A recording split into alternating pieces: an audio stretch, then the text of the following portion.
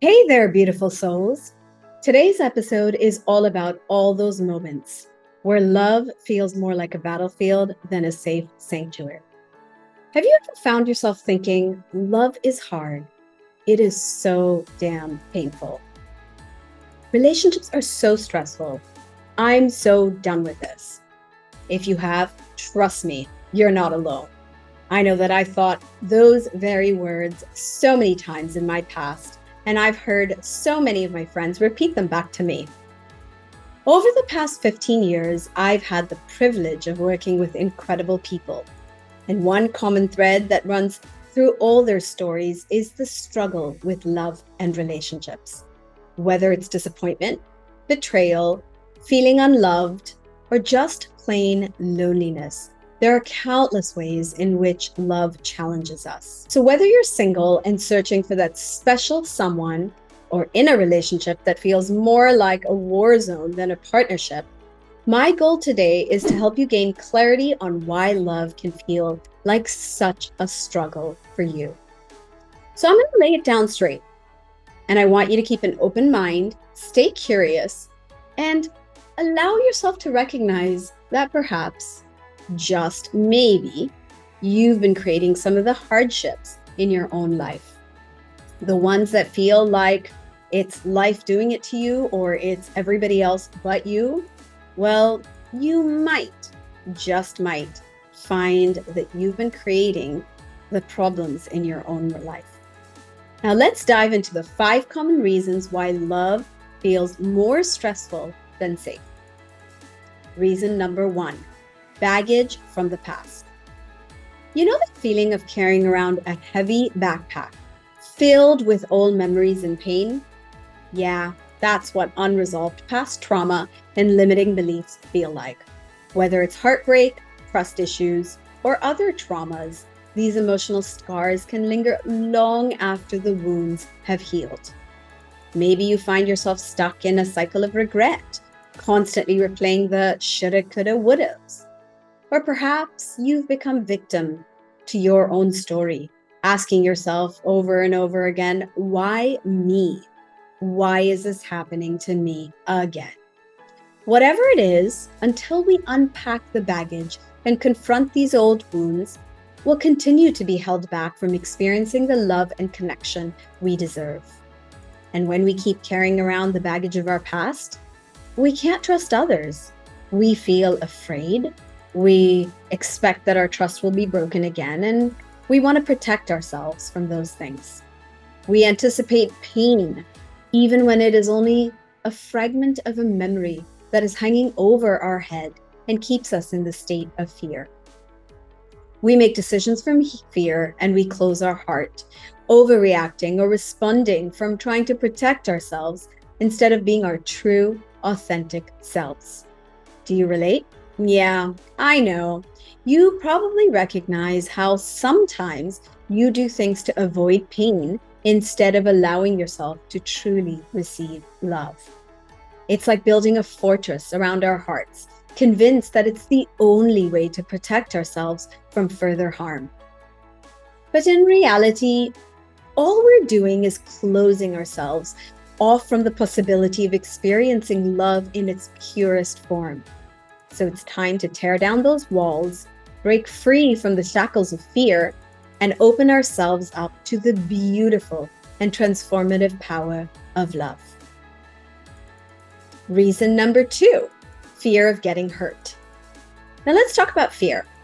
That sneaky little voice in our head that tells us we're not good enough, that we'll never find love, or that we're better off alone. Sound familiar? Yeah, I thought so. Fear can be a real buzzkill when it comes to matters of the heart, especially if we've been hurt before. But here's the truth. Love requires vulnerability, and vulnerability requires courage. It's about taking a leap of faith even when it feels scary as hell. When you've been hurt before, especially by someone close to you, such as a parent or a sibling, it can deeply influence your beliefs about love. If someone you trusted and loved could have caused you so much pain, it's natural to wonder if anyone else is capable of truly loving you. I've seen this firsthand in my work, like with one client who stayed single well into her 30s due to the painful relationship that she had with her brother. Her relationship with her brother became her expectation of how all men would treat her, even though that makes no logical sense. Consequently, she found herself constantly disappointed and hurt in her relationships, mirroring her relationship with her brother. This pattern of projecting our past pain into our present relationships is common, shaping both our positive and negative expectations of love. But here's the thing. The only way to overcome this fear is to confront it head on. We have to show our fear that we aren't afraid of it, that we're ready to break free from the patterns of our past, that we're ready to conquer and go through that fear, coming out on the other side of that tunnel. But it's also about doing the inner healing work to ensure we're not simply repeating the same mistakes over and over again. So commit to silencing the fear, stepping out of our comfort zones, and opening ourselves up to the possibility of a love that stops just being a rinse and repeat from our past. Reason number 3, the perfection trap. Now, we talk about holding unrealistic expectations and standards that no one can reach. Have you done that before? Of course, it's totally natural to have high standards and to know what we want in a partner. We all want the best for ourselves. But here's the thing. When those standards become unrealistic or overly rigid, they can actually get in our way of finding love. When we set up high expectations or these unrealistic standards that no one can reach, we're not just protecting ourselves from disappointment, we're also closing ourselves to the possibility of love. It's like trying to fit a square peg in a round hole. It just doesn't work. I found that when we set these high expectations or unrealistic standards of others that we know they cannot meet, we often have a commitment issue, and we're trying to protect ourselves from the anticipated pain of love.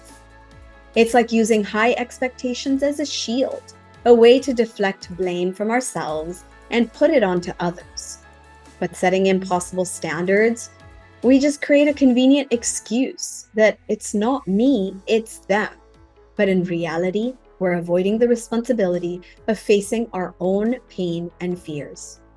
Instead of taking accountability for the breakdowns and failures in our relationships, we project them onto others. Does that seem like something you might have done in the past? I can tell you that I did it quite a few times. If so, it's time to take a step back and reassess our expectations. We need to be curious about, why are we setting up others to fail? Are we sabotaging our own journey to love? Are we rejecting the love that's available to us because it just doesn't meet our unrealistic standards that we just made up to keep ourselves safe? When we accept our role in our relationship struggles and we commit to doing the healing work, perhaps with the help, the direction, and guidance of someone who can help us release those blocks, then we open ourselves up to a beautiful possibility of an authentic love and connection with someone special. Reason number 4, lack of self-love and low self-worth. Now let's talk about the most important relationship of all, the one we have with ourselves.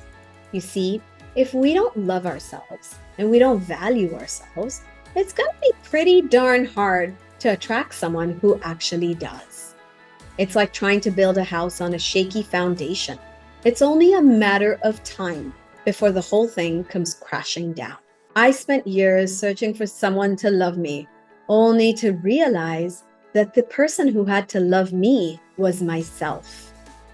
It wasn't until I embarked on my own Project Loving Myself adventure of self-discovery that I realized that the love I was seeking from others could only be truly found within myself. And you know what happened when I started to love myself?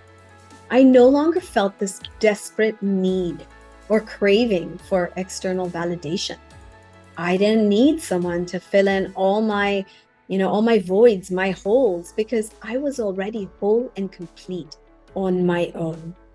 I became enough for myself, and that was the most powerful realization. When I stopped chasing after love and started focusing on loving myself, something else incredible happened. Love started flowing into my life from every direction. It was as if the universe responded to my newfound sense of worth and confidence. And let me tell you, it was the most spectacular thing to experience. When you learn to love yourself unconditionally, you become a magnet for love in all its forms. It's a beautiful transformation that begins with recognizing your own worth and embracing the love that already resides within you. So let's start by practicing a little self-love and self-care. Let's treat ourselves with the kindness, compassion, and respect that you deserve. Because when we learn to love ourselves unconditionally, we create the space for someone else to do the same.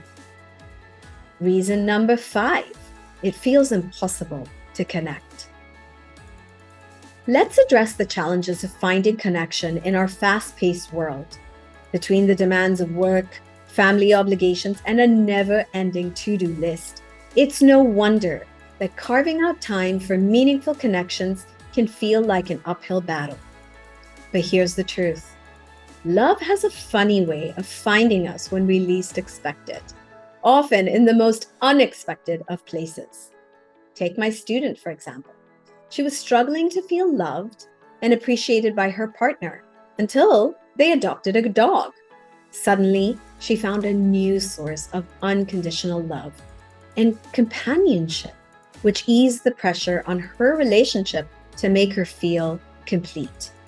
The lesson here is that love comes in many shapes and forms, whether it's the companionship of a furry pet, the support of a close friend, or the warmth of a romantic partner. The universe has a way of delivering love when we need it most. So let's remain open to new experiences, step out of our comfort zones, and embrace the adventure of love in all its beautiful forms. After all, you never know where love may be waiting to find you. We've journeyed through the depths of love's struggles. We've explored the 5 common reasons why it can feel more of a source of stress than a safe sanctuary. And I've given you some strategies and tools to stop being afraid of love and start opening your heart to it. From unpacking past traumas to confronting our fears and our unrealistic expectations, we've peeled back the layers to reveal the underlying challenges that may be getting in our way of experiencing love wholly and completely. I encourage you to take a moment to reflect on the insights we've uncovered. Have any of these reasons resonated with you? Or do you see aspects of your own journey reflected in some of the stories that I've shared? I invite you to share your thoughts, experiences, and favorite takeaways on your socials.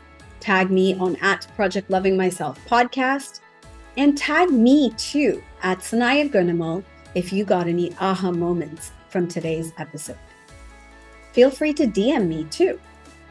And don't forget to subscribe to the podcast for future episodes filled with more insights, inspiration, and practical tips to navigate the complexities of love and relationships. Your task is not to seek love, but merely to seek and find all the barriers within yourself that you have built against it. If you're curious about the barriers and walls around your heart that are keeping you from experiencing the love that you deserve, book a Love Blocks breakthrough session with me.